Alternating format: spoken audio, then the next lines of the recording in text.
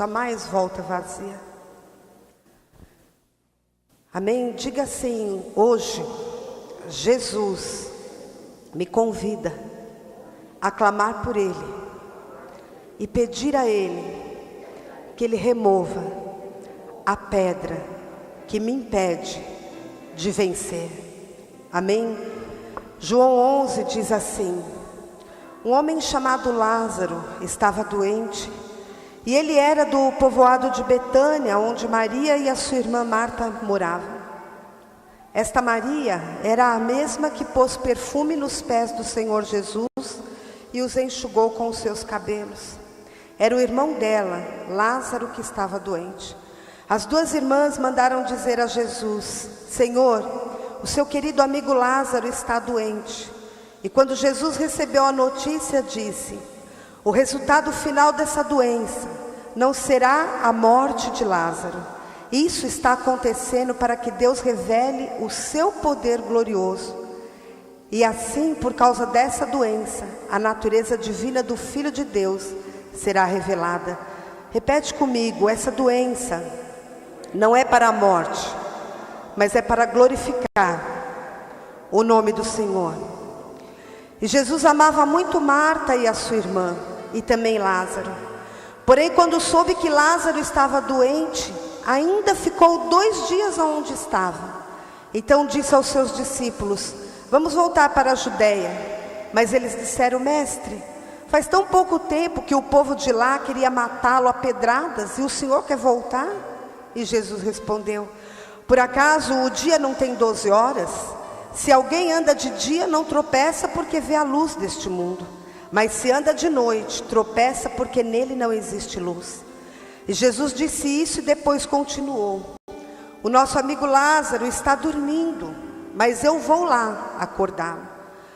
Senhor, se ele está dormindo, isso quer dizer que vai ficar bom, disseram eles. Mas o que Jesus queria dizer era que Lázaro estava morto. Porém, eles pensavam que ele estivesse falando do sono natural. Então Jesus disse claramente: Lázaro morreu, mas eu estou alegre por não ter estado lá com ele, pois assim vocês vão crer. Vamos até a casa dele. Diga: Jesus disse: Lázaro morreu, mas eu estou alegre por não ter estado lá com ele, pois assim vocês vão crer. Vamos até lá a casa dele. E continuando, então Tomé, chamando o gêmeo, disse aos outros discípulos: vamos nós também, a fim de morrer com o mestre. E quando Jesus chegou, já fazia 4 dias que Lázaro havia sido sepultado. Betânia ficava a menos de 3 quilômetros de Jerusalém, e muitas pessoas tinham vindo visitar Marta e Maria para as consolarem por causa da morte do irmão. E quando Marta soube que Jesus estava chegando, foi encontrar-se com ele. Porém, Maria ficou sentada em casa. Então Marta disse a Jesus: se o Senhor estivesse aqui, o meu irmão não teria morrido. Mas eu sei que mesmo assim, Deus lhe dará tudo o que o Senhor pedir a ele. O seu irmão vai ressuscitar, disse Jesus. E Marta respondeu: eu sei que ele vai ressuscitar no último dia. Então Jesus afirmou: eu sou a ressurreição e a vida. E quem crê em mim, ainda que morra, viverá. E quem vive e crê em mim, nunca morrerá. Você acredita nisso? Sim, Senhor, disse ela. Eu creio que o Senhor é o Messias, o Filho de Deus que devia vir ao mundo. Diga comigo: Jesus afirmou: eu sou a ressurreição e a vida. Quem crê em mim, ainda que morra, viverá. E seguindo, depois de dizer isso, Marta foi, chamou Maria, a sua irmã, e lhe disse em particular: o mestre chegou e está chamando você. E quando Maria ouviu isso, levantou-se depressa e foi encontrar-se com Jesus, pois ele não tinha chegado ao povoado, mas ainda estava no lugar onde Marta o havia encontrado. As pessoas que estavam na casa com Maria, consolando-a, viram que ela se levantou e saiu depressa. Então foram atrás dela, pois pensavam que ela ia ao túmulo para chegar ali. E Maria chegou ao lugar onde Jesus estava e logo o viu, caiu aos seus pés e disse: se o Senhor tivesse estado aqui, o meu irmão não teria morrido. Jesus viu Maria chorando e viu as pessoas que estavam com ela chorando também. Então ficou muito comovido e aflito e perguntou: onde foi que vocês o sepultaram? Venha ver, Senhor, responderam. E Jesus chorou. Então as pessoas disseram: veja como ele amava Lázaro. Mas algumas delas disseram: ele curou o cego. Será que não poderia ter feito alguma coisa para que Lázaro não morresse? Repete comigo. Jesus viu Maria chorando e viu as pessoas que estavam com ela chorando também. Então, diga comigo, então, ficou muito comovido e aflito. Eu vou seguir. No versículo 38, Jesus ficou outra vez muito comovido. Ele foi até o túmulo, que era uma gruta com uma pedra colocada na entrada, e ordenou: tirem a pedra. Diga, Jesus ordenou: tirem a pedra. E Marta, a irmã do morto, disse: Senhor, ele está cheirando mal, pois já faz 4 dias que foi sepultado. E Jesus respondeu: eu não lhe disse que se você crer, você verá a revelação do poder glorioso de Deus? Então tiraram a pedra. Jesus olhou para o céu e disse: Pai, eu te agradeço porque me ouviste. Eu sei que sempre me ouves, mas eu estou dizendo isso por causa de toda esta gente que está aqui, para que eles creiam que tu me enviaste. Depois de dizer isso, gritou: Lázaro, venha para fora. E o morto saiu. Os seus pés e as suas mãos estavam enfaixados com tiras de pano, e o seu rosto estava enrolado com um pano. Então Jesus disse: desenrolem as faixas e deixem que ele vá. Amém? Eu quero que você se sente, coloque a mão no teu coração e feche os teus olhos. E eu quero orar com você. Pai, essa é a tua palavra. E hoje o Senhor está dizendo que basta uma ordem do seu trono, Pai, para o Senhor mudar a condição da nossa história. Basta uma palavra e o Senhor vai fazer um milagre. O Senhor, Pai, disse que quando Lázaro morreu, o Senhor ficou triste, mas o Senhor foi lá e deu vida. Então Deus traz essa verdade para nós nessa noite, em nome de Jesus.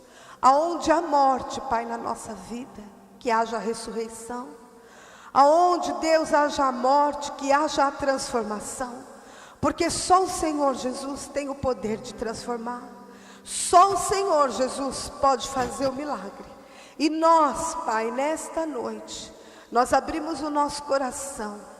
Nós abrimos a nossa mente. Diga: eu abro o meu coração, eu abro a minha mente, para que a verdade de Deus seja embutida em mim, e eu vou viver o milagre de Deus para a minha vida, que Ele tem nesta noite, em nome de Jesus. Amém? Você crê nisso, meu irmão? Amém.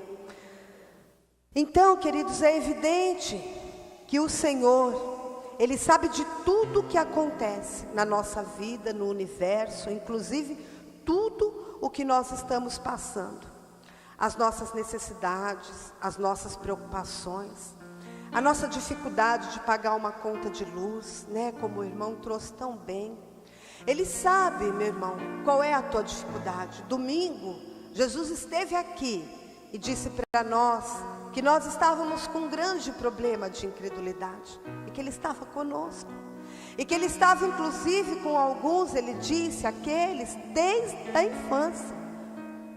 Então em todas as nossas situações, Jesus está conosco. Diga: Ele é Deus, Ele é onipotente, Ele pode todas as coisas. Diga: Ele é onisciente, Ele sabe tudo. Ele é onipresente. Ele está presente em todos os lugares. Amém? Portanto, a Bíblia diz para nós: por que você fica inquieto, dizendo o que eu vou comer, o que eu vou beber, ou o que eu tenho que vestir? E Deus diz: pois o vosso Pai Celeste sabe que necessitais de todas essas coisas. Sabe também das investidas malignas contra a tua vida. Sabe que o inimigo nada faz. O inimigo nada faz com você que venha surpreender ao Senhor. Porque Deus está no controle de todas as coisas. Através, queridos, dessa experiência de Lázaro e da família dele hoje, Deus preparou para mim, assim, algumas lições sobre o silêncio de Deus em algumas situações. E eu vou compartilhar isso com você.